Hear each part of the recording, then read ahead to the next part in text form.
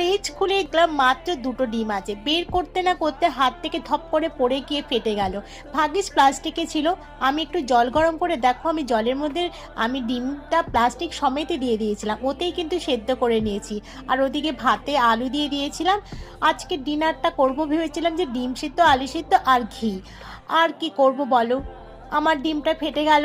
আমার sorry sorry, আমার ডিম নয়, মুরগির ডিম। তারপরে আমি আলু সেদ্ধটা মাখবার জন্য একটু পেঁয়াজ ভেজে নিয়েছিলাম, সাথে দুটো শুকনো লঙ্কা নিয়েছিলাম।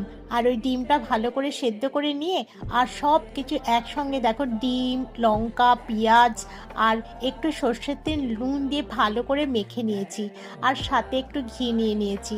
আর কি লাগে বলো, গরম গরম ভাতে এই ডিম সেদ্ধ আলু সেদ্ধ দিয়ে ভালো করে মেখে নিয়ে ঘি দিয়ে কপ কপ করে খেয়ে নিলাম। তোমরা কে কে এরকম খেতে ভালোবাসো? চলো আমি তাহলে খেয়ে নিই। আমার চ্যানেলটাকে তাড়াতাড়ি সাবস্ক্রাইব করো। টাটা।